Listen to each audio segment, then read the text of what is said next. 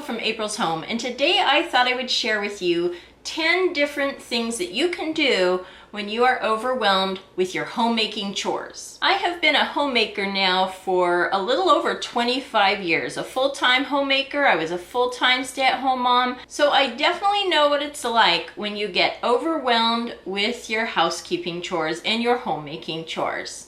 Sometimes it is just tiring to do those same chores day in and day out. Laundry can pile up, dishes can pile up, children can make messes that seem to just grow and grow every time you turn around. You can get one area done and another one gets messy. It's definitely something that is common and happens in the home, and for some people, it can get really overwhelming. There have definitely been times for me when I have been overwhelmed with my different homemaking tasks, when perhaps I've been tired or unmotivated, and then little by little things start to get out of hand, and then you're behind and everything gets really overwhelming. Or maybe you're not feeling well, you've been sick, and you're just tired, or perhaps you're unmotivated. There's all sorts of reasons that you can get overwhelmed with your homemaking chores. So I have 10 different tips that'll help get you out of that rut, that will help you out when you're overwhelmed. So number one is this: I take a deep breath and I pray.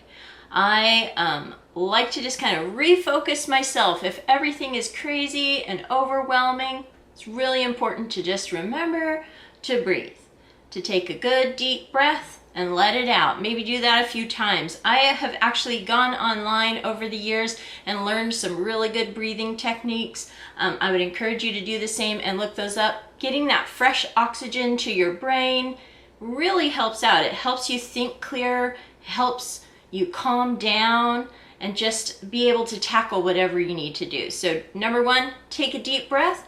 And part of that is also praying. I like to pray to kind of refocus on my goals, to ask for help if I need help, to ask for motivation if I need motivation. So breathe and pray, number one. Number two is if I'm really overwhelmed and I just think, oh, I can't do another bit. I can't do it. I can't get up and do it yet. One more dish. And I tell myself, you can do anything for 5 minutes, even if you're tired, unless this is not if you're very ill. If you're very ill, take care of yourself. But if you're not ill, you're just overwhelmed, you can do anything for 5 minutes. So get up, get that timer. I use the timer on my stove, and I just set it for 5 minutes. And I just say, whatever you can do in 5 minutes, just do that. And if you don't feel like you can keep going when that timer beeps, you can go sit back down and regroup. Maybe take some more breaths, and then wait till you can do it again. Set another 5 minutes and try to go for another 5 minutes. Maybe you're not so overwhelmed. Maybe you can do 10 minutes. Maybe you can do 15. So kind of just judge where you're at mentally, how overwhelmed you are, and set that timer and get to work. Typically when I do that, I end up feeling much better. I'm happy with what I've accomplished, and I'm usually able to do a little bit more than that. But there have been times when I've just felt so overwhelmed that all I could do was 5 minutes, and that's okay too. It got 5 minutes worth done, so you're 5 minutes ahead of the game next time when you go back to reapproach that task. Number three kind of goes along with number two, but this is a little bit of a fun way to tackle housekeeping. Perhaps you got a big job ahead of you, you have some big projects and big goals for the day.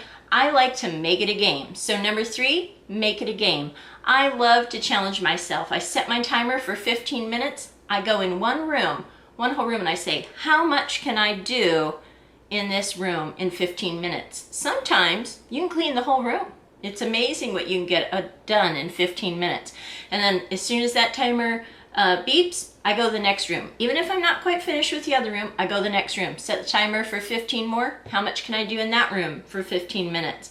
And after 3 15-minute sessions, I reward myself with a 15-minute break. And then I go again, I get back to the next room and give another 15 minutes. After a few hours of that, you have accomplished usually quite a bit.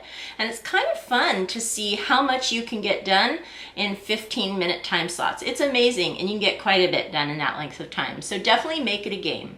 Number 4 is to take a break. Sometimes you just need a break. Perhaps have an older child or your husband tackle one of your least favorite chores. If you're overwhelmed with laundry, maybe your husband can jump in and do some, or one of your older children can jump in, do a load of dishes or something like that. It's okay to take a break. I think that's really important.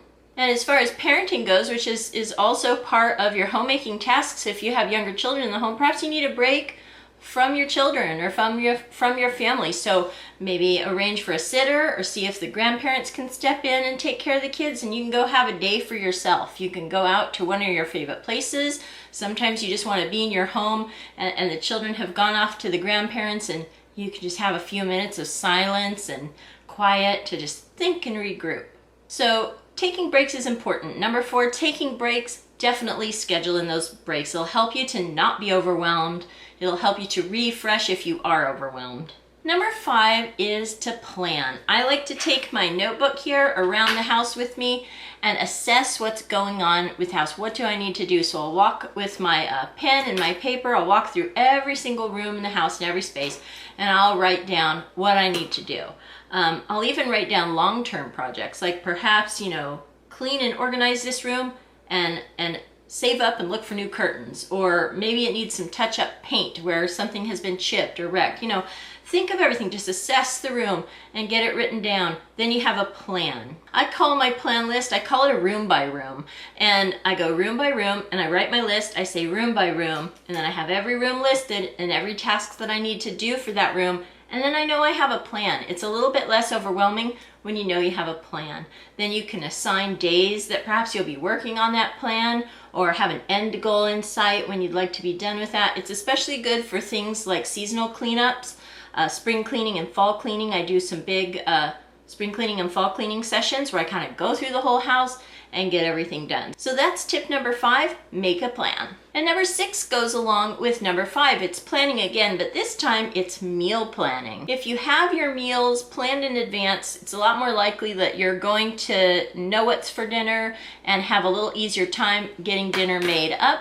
And also, I would say in your meal plans, schedule in some of those easy meal nights, a leftover night, or maybe one of the nights you're just gonna grab something out of the freezer, something easy to make, like a frozen pizza and a salad. And again, maybe you need a little break, so take a night off of cooking. It's okay if you have it in your budget to go get a little bit of takeout food instead of cooking dinner. It means you get a night off of cooking and you get a night off of extra dishes. So plan those meals, it definitely helps, and plan in some breaks, some easy fix nights, some frozen foods that can help you with your prep easier, and maybe a night of takeout. Number 7 is involve the whole family. You shouldn't have to do it all on your own.